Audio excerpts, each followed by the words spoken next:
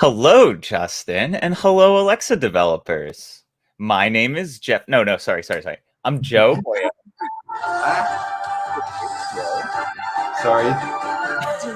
There goes the Twitch stream. Yes, my name is Justin Jeffress. Some of you may recognize me. I am pretty excited to be here with you today, Justin, doing office hours again. You too. It feels like old times. New year. We've got a lot of people over in chat here. Justin, actually, can you see the chat? Just double checking. Let's see. I see comments up over here, and then I also have like Twitch open. I understand we're now streaming in like 4 different places simultaneously. So 5. So we're live on Facebook, LinkedIn, YouTube, Twitch, and Twitter. Okay. Hello. Lots of familiar faces, lots of new faces. Awesome to see you all. In chat, people that, Startup Santana, lots of familiar names, some new names that this is cool. Yeah, it really is. So we're here to try to answer your questions about Alexa development. No promises we're as awesome as Jeff, but, we'll try our best. Yes. Welcome from the Netherlands.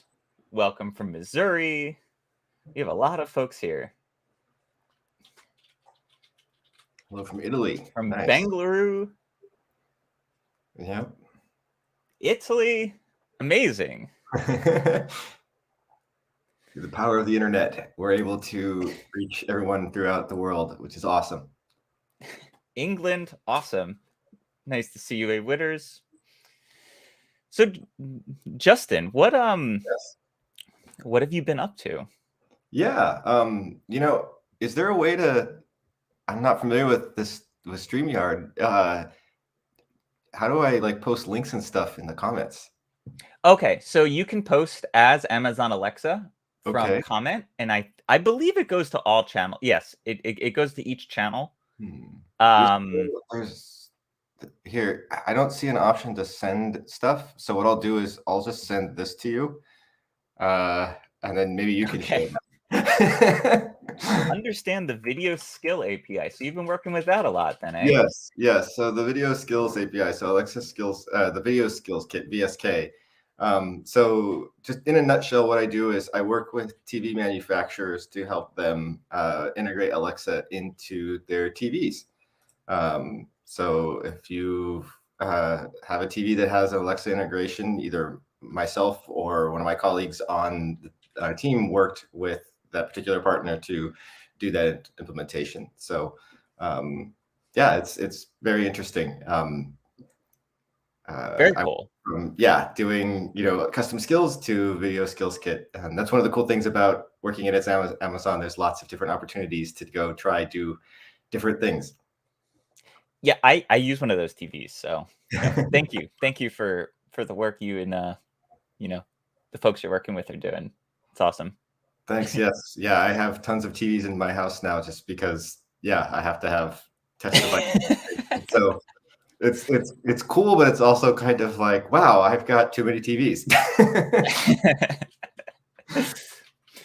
So we actually have a question here from Mr. Survival Expert. Is there a way to update the Amazon shopping list via Alexa? I've tried the list API, but it seems that the Alexa shopping list is different to the Amazon one. That is a good question, and I don't know the answer to that off the top of my head. Let me go pull up some tech docs here. Here, we can try screen sharing too. The shopping list. Okay, so there is... Yeah, I do believe you're right, Mr. Survival Expert, and the Alexa shopping list is different from what the list API does, but let's check that out. Alexa list API. Yeah, I'm looking at but you might be able to access it. Here, let's just try and share this. Oops. I gotta actually share my screen first. Share the screen. Sweet. There we go.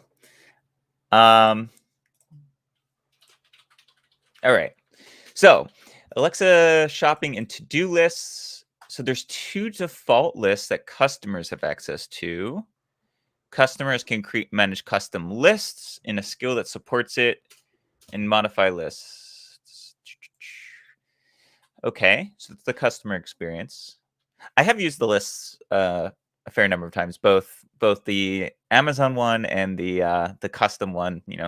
Going to the grocery store, whatnot. It's pretty useful. Yes. So in order to integrate the list management capabilities to a custom skill, make sure you have those permissions: list read and list write. Make sure your skill design supports it. Makes sense. Implement the capabilities. So let's see. Set a permission. It's a little bit unclear if you modify those same lists or how to do that. Yeah, I'm looking at this too, and it seems like shopping list is an option, but I don't know if it's the same as the shopping cart. But Well, here, let's go see what parameters it takes into the API. All right, yeah, get lists, metadata, v2 household list. Okay, here we go. So it looks as though you can call to this API to get a list of the lists. So that should include the list ID, which should then allow you to call these other APIs. The token is so this is part of the in-skill API, I believe. In which case you would have to do this while the skill is running and pass that token given to you in like the request payload. And then you can try this. So have you had a chance to try that kind of flow, right? Calling to get the list metadata and then updating a list with this API here, the put one. Mr. Survival Expert. I followed that document, but it's only for the Alexa shopping list. Oh, huh. Oh, interesting. All right. Huh. Retrieves the metadata for all customer lists, including customers' default lists. This is a little bit unclear to me, actually, like just reading these documents. Like here, let's go review the intro again.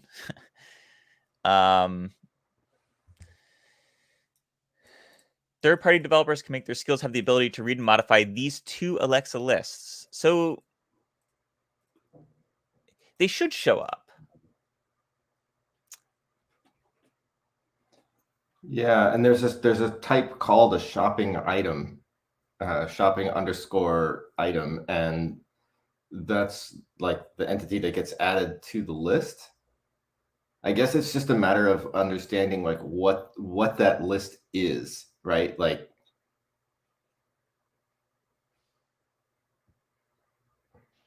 yeah.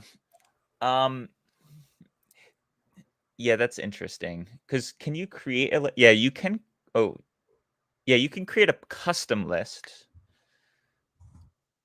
I'd be curious what kind of list that makes. Probably not a shopping one. But then is there a ID for the default shopping one? I guess maybe this is like a dumb question, but did the customer that you were trying this under, so like your developer account, did they have 2 different kinds of lists created?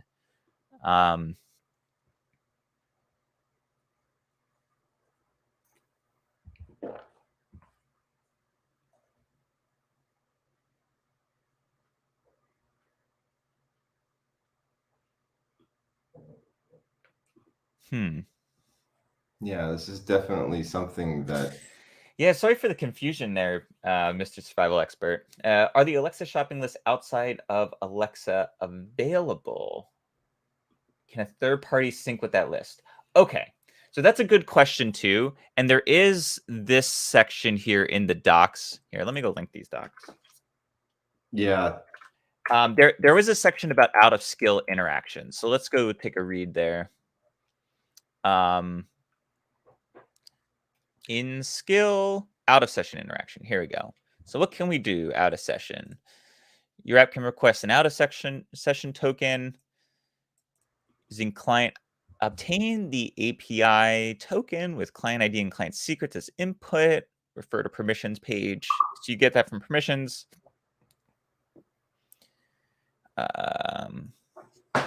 Once this access token is obtained, the app makes a async call and the user ID. Okay, yeah. So to do this, you would probably want to store.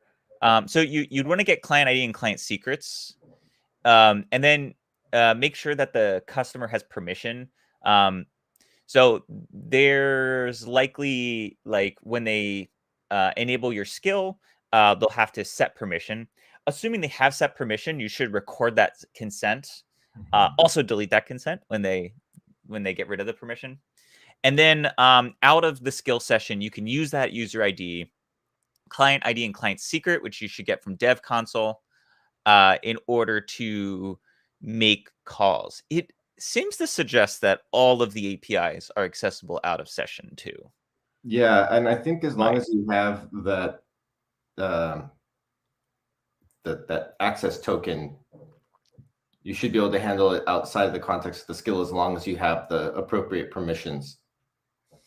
Yeah, now in terms of syncing with the list, Mr. Survival Expert, you're definitely going to want to make sure that you handle like changes and things. I'm not sure if that's totally possible with this set of API. I don't see anything about events of like when lists change. So your third party tool will probably be out of sync with the customer. Yeah, I think what you mean to say, Joe, is it doesn't push to you if there's an update. You have to do all the pulling yourself. Yeah, exactly. You would have to pull this API. So this one of get a list, you'd have to pull that on behalf of the customer in some set interval. So, maybe if you've got a mobile app or a website and you want to sync it with the list, you could do that like every time the user accesses it again. That's definitely a possibility to do that. So, all right, let's see. Let's go to another question. Here, I'm going to go up. Startup Sanatana says, just curious to know, like, is it possible to convert any old display unit as an Echo Show 15 using Echo input? I am not sure if I understand what that means exactly. What is the Echo Show 15? I'm gonna have to look that up. Do you know that one, Justin? I believe I know what that is. It's a 15-inch Echo Show. This is the big one. Yes, it looks kind of like a yeah, there you go. Yeah, I remembered seeing that announced. So this is the one way, like it's definitely possible. You can take any device with a screen and you can install AVS onto it, and you can install the APL core engine and then integrate that into your device. So it's definitely possible, right? Like there are numerous third-party devices that work with this.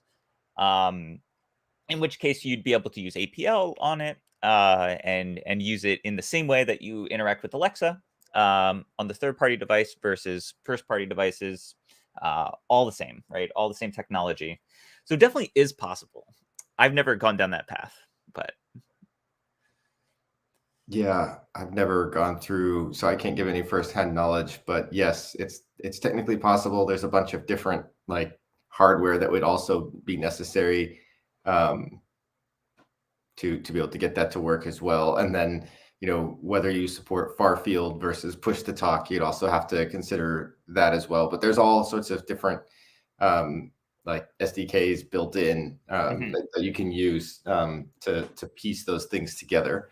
You might be able to like actually, if you're interested in doing something like that, I think on the repository, there's a whole like thing that you can use to basically get Alexa running on a Raspberry Pi, and so that way you can set up AVS on that, and then that would be a big like learning experience to help get that.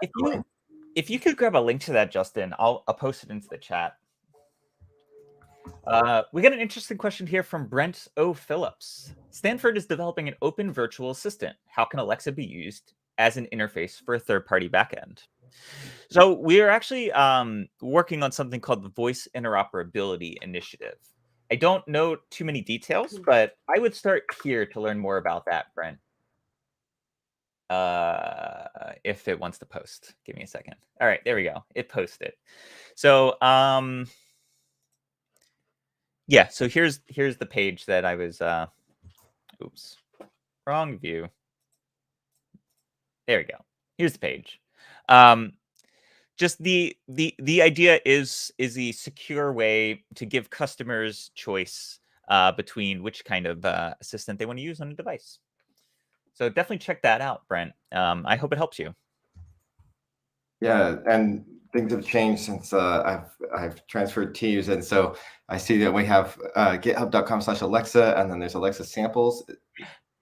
Yes, there is. Yeah, so Alexa samples is for like sample code for skills or AVS. So honestly, actually, probably the repository you're looking for, if it wasn't Sunset, is probably in Alexa samples, would be my guess. Yeah, I did send you one called Gadgets Raspberry Pi samples, so that one would probably be helpful for a gadget. I don't know if that has the well, it's got Raspberry Pi in the name, so but it's you know the name suggests since it's gadgets. You know, I'm thinking of like you know all sorts of different gadgets, not necessarily AVS, but yeah, it looks like the other one that I'm thinking of was possibly Sunset. But the two links that I just shared with you, Joe, that when you get a moment, if you could share them. Oh yeah, let me share the other one too. Yeah, so here's the actual core device SDK. Yes. Okay. Next up, we have from Buying Media. Okay, I got a question. Why are the most skills not forwarding to my Echo Show 15 when I launch a skill from my phone? In the Alexa app, I see a list of Echo device like Show 8. I am not sure why that would be. That might just be an issue. I would recommend going in and Justin, do you know if there's a way to report an issue through the Alexa app? Yes, if you go to the help and feedback section. So Yes. there we go. Yeah, there you go. Button that says more, and it's kind of washed out on my screen, but it's that one there. And then there's a little help and feedback link at the bottom. You tap that, and then you basically just go through the whole. There's a list of general topics, and then there's also chat with us and speak with a representative. So you can get right in there. You can also provide feedbacks and suggestions straight in the app as well. Yep, that's a good suggestion. Thanks, Justin. Yep. All right. Next up.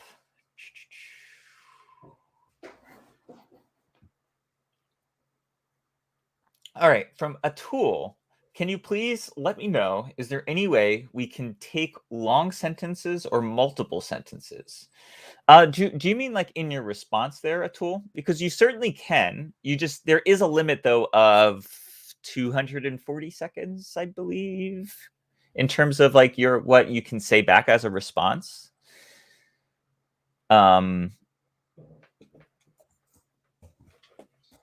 I'm thinking that he's referring to the input and getting like full sentences. That's what I. Oh, like from the text chat feature in the Alexa app? Wait, am I reading the right question here? Could you? Yeah, this one. Here, can you see now? Please let me know if there's any way we can take long sentence or multiple sentences. Yeah, so I think what, like, you know, because it's slot based, right? So I think instead of taking individual slots, like, can we get the whole transcribed text? And so I think that's what the question is. And the answer to that question is that there's no way to get word for word what the customer said to your skill, but there is the what is that? The search text. And look up Yeah, but it is the search query slot. That's it. It's very greedy, and you can't really make use of other intents as well if you're using that. Right. So and it also requires you to have a carrier phrase, which is basically something that says, like, if you have to preface your answer with something like, the answer is blah blah blah blah blah blah blah. yes. So definitely, yeah. Like if you talk a little bit about your use case of tool, we might be able to help a bit more. So let us know. Right. Yes. And for some reason, I can't find the documentation on search query. So we have another question here from Don. I need info on how to do OAuth 2 authorization in a skill that calls a service API. The service currently uses a bearer public key authorization. OAuth seems to be very complicated. Resources? Yeah, so we have some details about LWA with Amazon. So that LWA is Amazon's OAuth 2 provider authorization service for logging in with Amazon. So I can send you those docs. The service you're working with probably also has some similar docs. In a skill, it shouldn't really be different than in any other, like, say, JavaScript or Python application. But let me get you a resource for that. There you go. I just sent the document for the search query. Justin. I'll post that in. I found it linked from a blog post that Amit wrote way back in 2018. Slot type. Oh, nice. Yeah, there was a login with Amazon blog post with working with that with Alexa. But I don't think that's actually the question here, right? It's working with another service on the back end, if I understand correctly, Don. OAuth 2.0. But generally, the flow is the same. You're just going to have to use a different authorization service. Like, by that I mean the URL you're calling to get your tokens, and the scopes are going to be different. So that's going to be specific to whatever you're calling to authorize on behalf of the customer. So here's like our general documentation for login with Amazon. I have used this documentation quite a lot, so it's pretty good. Yes. Yeah, and with logging with Amazon and with account linking and setting all of that stuff up, like,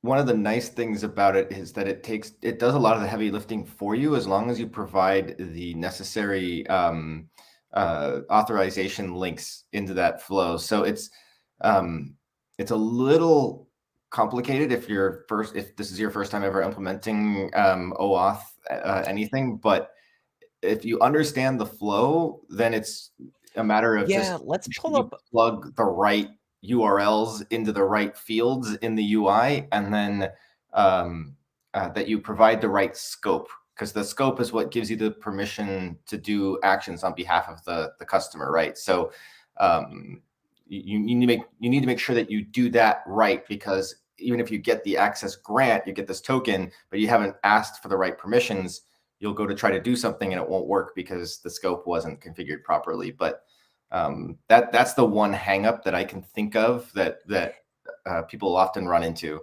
Yeah, and it's worth noting there are a couple of different flows specified in OAuth 2, and like some small variants depending on whether or not the client is secure or whatnot, right? Because you can't have your you have a client ID, you have a client secret, and those the client secret has to be secure, right?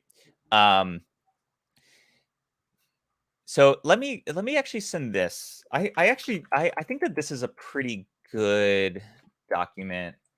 Here, let me just share my screen for a second. There we go. And there we go. Yeah, this is a pretty good one, and this is actually detailing the authorization code flow, which is a pretty common one to use. That'll lend you a bearer token. So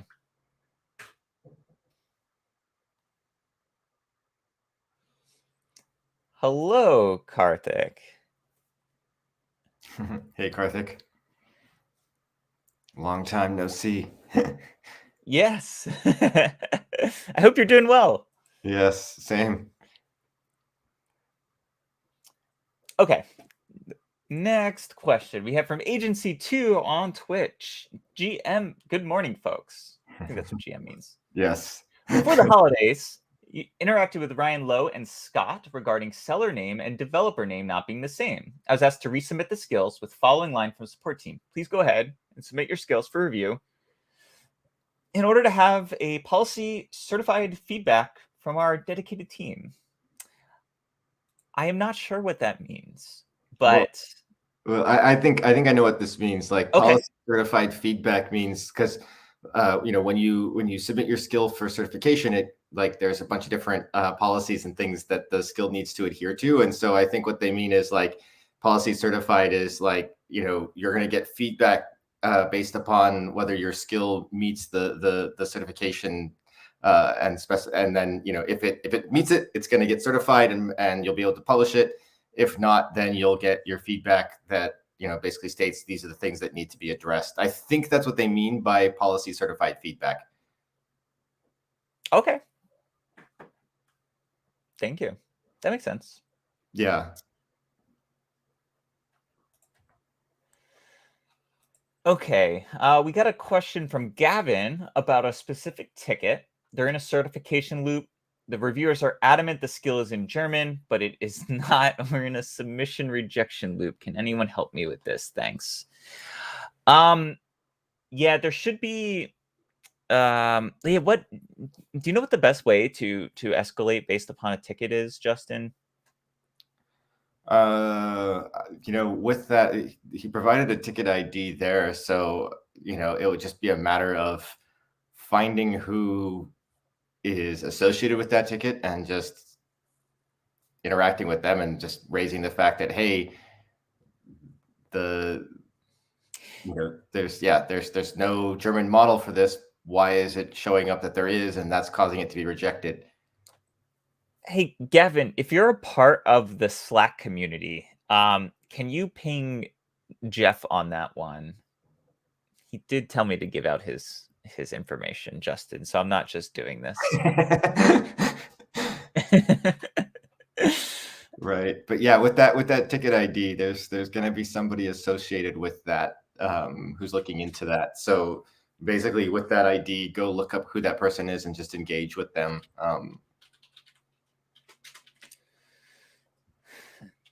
Okay.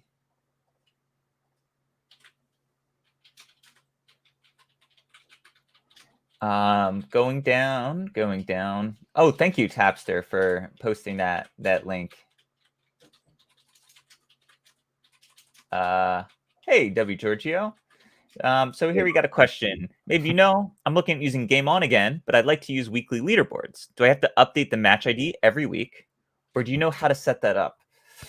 Okay, my memory's a little fuzzy on this. It's been quite a few years since I've used Game On, but let's go review that again. I do remember when you set up a leaderboard, you give it a time span. Yeah. So if you're doing weekly leaderboards, you are going to have different ones, but they can refresh, and I believe the ID stays the same. So let's take a look. Yeah, and I know that you can also set the time span's end date to be like super far ahead in the future. I don't know what the max date is, but that's one way that you can set it up so it won't expire, or it's not going to expire for 50 years or something like that. So you've got some time. All right, here we go. Let's go share my screen. All right, in this tutorial, set up a week-long tournament. Oh, this is just a single tournament. But I recall no tournament ID and match ID. Match ID is for matchmaking. The tournament ID is the leaderboard. For recurring tournaments, you'll use get tournament by title. Okay, so tournament ID does change on each occurrence. So if you use here, take a look at this guide in here.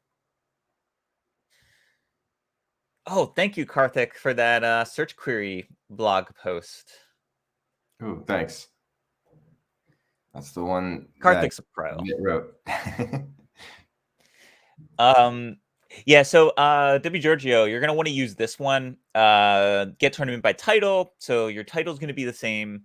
So it'll be like weekly leaderboard or whatever you want to call it. And you can get the new tournament ID each time.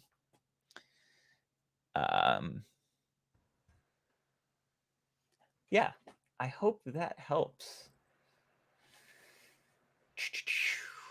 Next. Oh man, every time I post the link, there's like every channel it's in these comments. So sorry, it takes me a second to go find the next question. Right. Agency 2 on the same issue, our webhook needs full text of user uttered, for example, feedback, etc. Get response string search query is not natural sometimes. Yes, it's not really natural sometimes. It is really made to do searches, right? That is the intents it tends to go best with. Right. Yeah, and one way of like capturing multiple things from the customer is to do some sort of dialogue management with we have a set of slots, and you can and use entity resolution, where you have like full sentences that resolve down to a canonical value that you then need to key off of. So there's some things that you can do and get creative with that. And there's actually a blog post. It might be helpful. In fact, I came across it when I was looking for the search query. And if I let me find it again, and I'll share it in the and it was actually a post that I wrote. So I saw that come up. I was like, oh, hey, I wrote this post. Isn't that great? Of like, how do I do this thing? And then you find your own notes. Yeah, let me find that.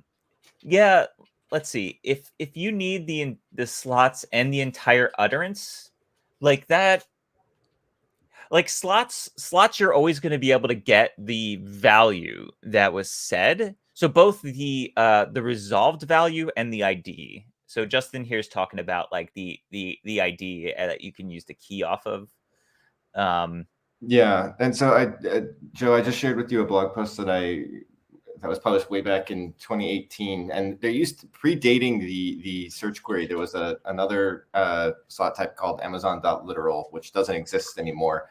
But during this this blog post basically goes through like, this is what Amazon literal was for. It's being deprecated, and here are the alternatives. And it goes through and talks about using entity resolution to key in different like phrases into a canonical value. And so and it's more accurate than trying to just do a capture all thing. And so like if you look at the very bottom, there's this section where it's got like, mapped out like subject, verb, article, size, pet, right? So like you can, as you can see, like glue different parts of a sentence together. There's another example here with like subject, verb, adverb, verb to, article, size, pet, right? So it's like you can get creative with how you create your slot mappings, and you can have slot only utterances. And so once you create those slot only utterances, then the entity values for each of those slot types can then give you that free reign for the customer to be able to speak. You do have to do a little bit of analysis as to what you would expect the customer to say, but it's going to be way more accurate then great. It's worth calling out, like, the downside to that approach is, like, you are really working with the literals, like, you're Yes. not taking advantage of, like, the AI natural language understanding, like, models as well, because they're gonna have to say those, like, literal words, but you have some freedom to do lots of different things. Right. It's a lot more manual of a process, Yes. Yeah. And to go down that route, but it does also give you some interesting things you can do. Like, for yes. instance, you can respond in the same words the customer is using, so you can Right. vary your response based upon that. Um, so, Right. like, just an example, like, I had done something like this for, we wanted to do, well, we had to add in a pin, to some of our, like, to gate some of our, in intent responses. Um, and to do that, like, we had a pin slot, and that had secret password, pin, ID, like, all these different things, and then we could respond with, like, in the same kind of natural language, like, "Oh, sorry, Right. I can't tell you what your password is." Um, so you get a couple of, like, design affordances by doing that too. Uh, Mhm. just if you do go down that path, make sure to pay attention to the utterances that are not resolving. So in the dev console, Right. you can see, what isn't resolving to one of your intents, and it's quite likely that, they're trying to get to one of these, like, slots, but they just couldn't because, Right. they do become more rigid. And if you're using, on that same note, if you're using entity resolution, there is a status code ER success. So there's a couple. There's ER success match, and then there's ER success no match. And it's like, wait, that's an oxymoron. There's a success but no match. What that means is success means that ER, which is entity resolution, which is a fancy word for synonyms, but like that process was successful, but it didn't match anything in your list of synonyms that you provided. And so what you would want to do is you would want to log any of those cases where there was no match. And then that should give you a clue as to what people are saying to your skill that aren't in your list of entities. And so that way that can help you inform how to update that list of entities. Yep. And Jeff Blankenberg, I don't know if he still has that example somewhere, but he made, I think it was using Airtable to like log out all of the ER success no matches in a skill that he had created. I think it was the Alexa. Oh, that's interesting. Yeah, it was. What was the name of that skill? I don't even know if it's still available in the skill store, but it was an Alexa devs skill. You'd be like, ask Alexa devs about entity resolution. It would actually like read to you some information about entity resolution, but like that in the back end, he was capturing all the ER success no matches and then going back and updating the model as he saw things come through that weren't in there. So he was able to continuously develop. And I know he did like a whole online stream of him building it and talking through it. I don't know if any of that material is available, but still, but yeah, that's something that you'll want to also consider is like, mapping out and logging all the cases where it's unsuccessful to help inform and support and build your model and make it better over time. Hmm. We have a follow-up from a tool here. So I'm working on messaging from Alexa to an Android device using APIs. I'm taking input from intent using search query slot, but it doesn't take long sentences while the user speaking input is closed. Yeah, the longer the customer is speaking, the more aggressive the mic will get cut off. So yeah, it's hard to do like a dictation kind of app. Just it's not really possible to do very well. Um, so yeah, you can take long sentences, but they have to like keep the audio going. And there's only so long it can go. I think I don't actually know what those limitations are, or if there even are hard limitations. But um, yeah, that will be challenging to accomplish a tool. What you could do is instead of getting the exact words, like I don't know if this works for you, but instead of getting the exact words, you can get the intent behind what they're saying and record. But that probably wouldn't be very possible unless you're working within like a confined space, right? You know, grocery store items or something like that. Oxygen Box says, I know it's been a long time since the last shelves behind him were barren. Yes. We finally put up the books in our bookshelf.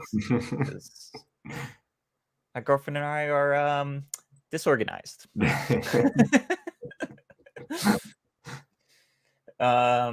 My bookshelf my hair is less has holding. always Yes, it been off gets camera. you've got a nice background there. Although I believe you had that same background before, Justin. Yes, yeah. No changes back there. Yeah, the longer my hair gets, the redder and blonder it becomes. I like that. Let's see. Golden hair, shout out to Gold Sulu, of course. All right, let's see. Waiting for Alexa shopping actions, any time frame. Hey, Andy. I do not have a time frame on that. Were you signed up for the preview?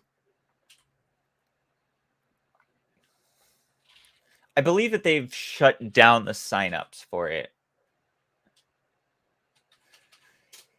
But yeah, unfortunately, I can't speak to future timelines. Karthik says Amazon literal, good old days. I don't know. Amazon literal was hard to work with, so It was, yeah. I'm not sad to see it go, Karthik. I'm not either, but I get the nostalgia. I was just flashing back to just remembering what the skill building screen used to look like way back in the day when like right, the sample utterances and the slots and everything, they were all like separate like text boxes. It's come a long way. So we do have this question here from agency. Why not get full response? Like the main reason is I believe at least is, you know, customer privacy. Like Yep. we want to protect the privacy of end customers, and we don't want to give that information away. The other one is like I believe it's better to work with the abstractions. It's easier to build an application if you are working with like the intent of the customer, and then it is to work off of the raw response for the majority of applications. At least that's the case. So like even though you can go with like say like the search query approach, and it makes your life a lot more difficult. Yeah, one challenge too that we didn't mention before, but I'll bring it up now, is that it's very language specific too. So if you're trying to support multiple languages, you'll have to go through and do that cutting up of the sentence structure into parts of speech and things in each language that you're planning to support. So that can also cause a little bit of just difficulty and complexity. Well, yeah, and like, you know, the structure of the sentences changes between languages, so then you have to change your backend code too, Right. Yes. quite drastically. And it's not as much as, you know, if when you're localizing a skill, you still might have to add or remove intents, but it's a lot less drastic than changing the way every intent behaves. Right. Yeah. No, that's a really good point too. Yeah, there's some post processing that you might have to do for each language. Yep. Thank you for the tips on Game On, Karthik, for W. Giorgio. Yes, that's great. I'll just show it real quick so that the folks who aren't on Twitch can see that while I look for the next question. Yeah, basically summarizing, just choose a long date range, and then you can customize it and basically just say that it's recurring weekly, and then you have to have a new match ID. So, but even if there is that API that you can use by get by title. So that'll give you the corresponding ID. We have a question here about APL widgets. And is there a way to build widgets for Echo Show 15 that are linked to skills we create, or are widgets separate from our skills? That's a good question. I actually don't know the details of widgets. I I don't believe either. it's in a preview state. Let's see. See, I want to try and find like a blog post about the widgets. I know there is one. I read it. I need to. Oh, maybe it's just this one. Let me share my screen. Oh, sorry, Justin. I removed you. Okay. Glanceable self-editor on the home screen. Widgets offer an ambient experience, increase the discoverability of skills. It offers you as the builder the opportunity to surface latest content or upcoming events, interact with customers without starting the full skill experience. It is pretty exciting. Like I think it's really like awesome, like how APL has grown over the years that I've like seen it, and like the way that we're innovating here.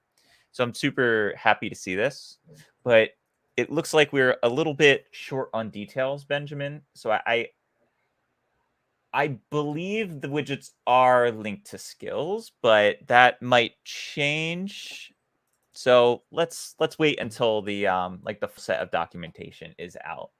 Yeah, I would agree with you there. I found a different page than you're looking at, but it looks like this page just has here, I'll share it with you, but it's got APL templates for APL widgets, but it doesn't have any of like the source code there or the data source JSON there. So maybe your link is better than mine. I'll send it to you and you can decide whether you want to share it or not. Here, yeah, this is just generally a pretty cool blog post.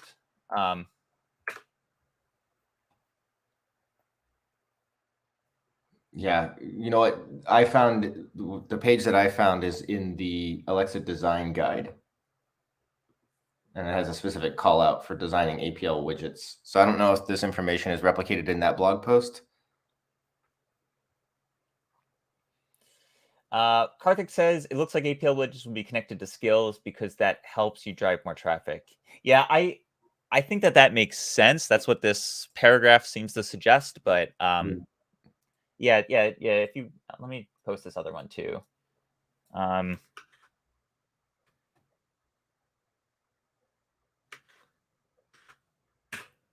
Pull it up on my screen for a second.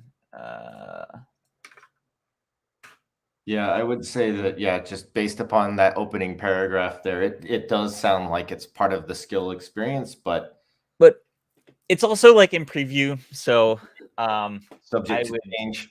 I would wait. Glad to hear you're living on the bleeding edge of APL, Benjamin. Cool. I think we caught up to all the questions. If I missed something, or if you need more follow-up, please write. Now we have about 10 minutes remaining in office hours. Or if you just want to say hi, come say hi.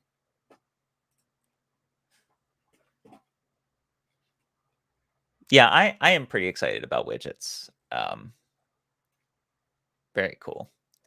It's like every time we I don't know, we keep applying APL in new and exciting ways. Like APL for audio is such a cool feature, right? Yeah. Being able to on the fly mix voice with sounds and randomize it and layer them. Really, really great. Yeah, Much better than doing it offline for all the permutations you need. Yeah, it's cool. It gives you multiple tracks to mix things together. And yeah, like before you used to have to, mix it offline, have a or not video, an audio recording of that available and load it. And sometimes people are like, oh, but I need this to be dynamic. So I know that some people were doing some things where they would actually dynamically generate some things, then create a link to it, then pull it down and do some stuff. So like, yeah, being able to do all that stuff with APL for audio is pretty amazing.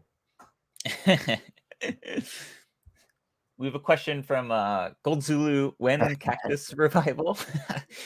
No cactus revival, but appreciate it. Gotta water the cactus.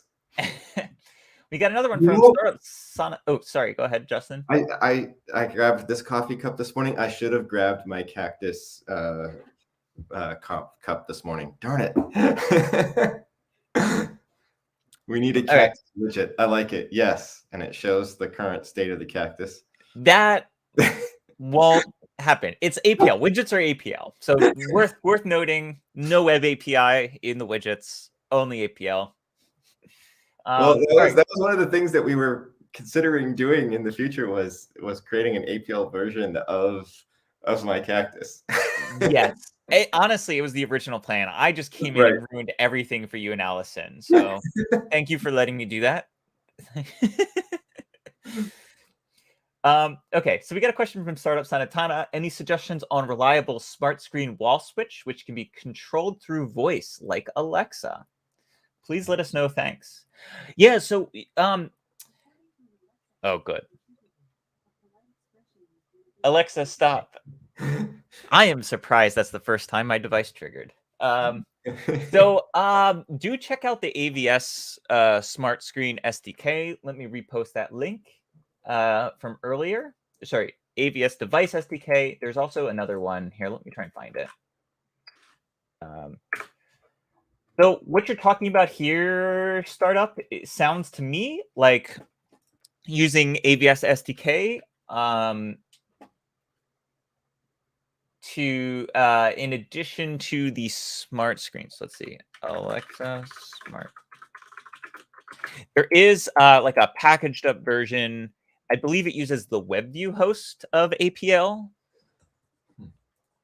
Yeah, check this out. I'm excited to learn what this is too.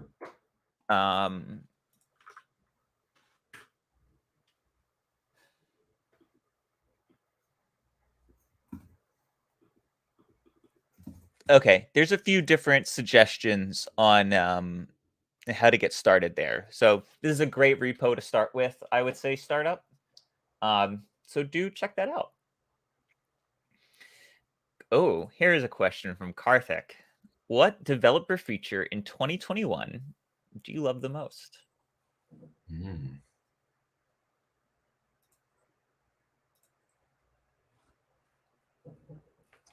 You're first, Justin. I'm first. Yeah, I think I'm just thinking about like I guess, yeah, since I'm all in on VSK at the moment, I'll talk about a VSK related feature. So like and we announced this last year at Alexa Live, there's some various, like when it comes to like interacting with the TV, like you'll have to, you have this combination of visuals on the screen and then your voice, right? And so it's like, say you do a search for some content, like show me comedy movies, and a bunch of movies pop up. You don't have to then pick up your remote to then like navigate through that list. And so there was previously an existing method to select with your voice by saying like go left, go right, go left, go right, select. But that can get kind of annoying. That's over time. tedious. Yes. So I can't remember the name of the API off the top of my head, but basically it allows you to select, select the fifth one, or like even say the name of the title of the movie. And there's a way how to seed it so that way you can like, if it's close enough, like you give it like I remember in the example we said something along the lines of like, Indiana Jones and the Kingdom of the Crystal Skull, that's a mouthful. So it's like you could just say Crystal Skull and the model will be able to figure out like what entity that you're trying to select that's on the screen. So I think that's called the input controller. It's not the keypad controller is what it was before. But yeah, like, so that makes it so much easier to actually select what it is that you want off screen. So again, it's very specific to my particular domain that I support now, but I think I like the voice to help, find content and navigate when you don't have the remote or it's out of reach and you want to change the volume or whatever you want to like. I think it's amazing. right. I do use that quite a bit. My favorite, okay, what I'm most excited about is to see the Alexa for apps features. So announced at Alexa Live, and this is a preview, is the send a phone for Alexa for apps. And I also posted the link to all of the things announced at Alexa Live in 2021. So I do encourage you all to check it out if you haven't seen it. But yeah, send a phone's pretty exciting to me. Like I just love seeing the integration between phones and voice devices. Using each one for what it's best at, I think is awesome. Maybe I'm biased because I used to work on a mobile development team, but we have a question from King Strunker. Alexa devices seem to lack any type of account-specific API you can access your own device through. Things like accessing your own Zigbee-connected sensors through, etc. The mobile app has an internal API, but it doesn't seem to be public. Any comment in this area or anything I am perhaps missing? Account-specific API. So, I mean, you can do some things to it depends on like what you're looking for.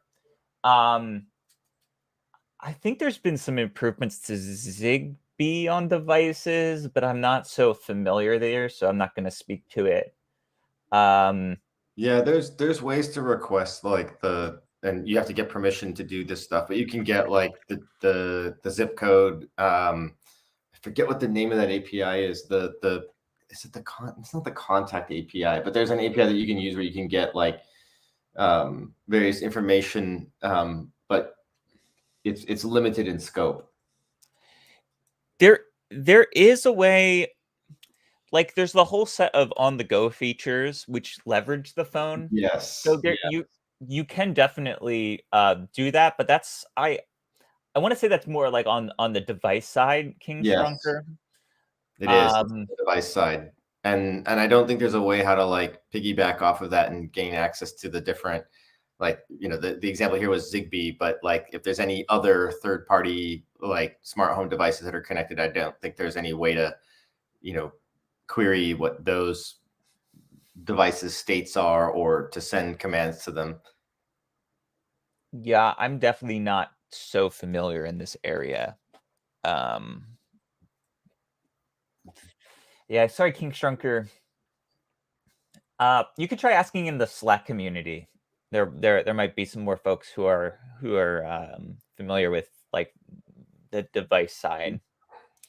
Yeah, I know that I can't remember that it is off the top of my head, but I was talking with somebody about this a while ago. Like there's this, it's some third party thing that allows you to connect a whole bunch of different things together. And I think you need to like use a Raspberry Pi to do it. But yeah, I can't remember what that was called. It's a special OS, but yeah, like I think Joe's suggestion is solid. Go to the Slack group and ask somebody. Somebody might, yeah, I can't remember what that thing was called. I was showing it to Jeff Nunn the other day, and by other day I mean about a year ago, so I don't remember. Okay, we have time for one more question, and we have one from Kevy Kev. Are there other development environments other than Alexa Console or Visual Studio Code? So the Alexa Console is the Alexa hosted like in-browser development environment. Visual Studio Code, there are a number of plugins, so that is also a great tool. You can use any development environment that you are comfortable with. So like there are like the APL preview plugin is in Visual Studio Code. I believe we got one that will allow you to like talk in the like do some interactions in with also for Visual Studio Code. That might be third party. I'm not totally sure. Well, there's also being able to debug and like attach to your code and set breakpoints and Oh, you can do that with the Alexa plugin? Yeah. Ah, cool. Yes. Yeah, I did that all the time with the My Cactus stream. So all those who tuned into that and watched me code that live saw me set many breakpoints. Yeah, really, Kev, you can use anything that you're comfortable with. Like, Yeah. the CLI is great. Like, Yes. I love the ASK CLI. And you can do things like ask dialogue will allow you to talk back and forth with your skill backend.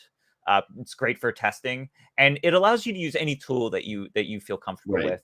Yeah. Like So the advantage of using Visual Studio Code is there's a lot of official tools that have already been built that you can leverage. But if yes, that's not your editor of choice, you can use anything you want as long as you have the CLI installed. You can use that to pull all the resources down that you need and to run the various commands to simulate testing and stuff like that. It's going to be a little bit more terminal focused than with Visual Studio Code having all the different GUI integrations because of the various plugins that are existing for it. I don't know if there are any third-party plugins for other services other than, or by services I mean editors outside of Visual Studio Code.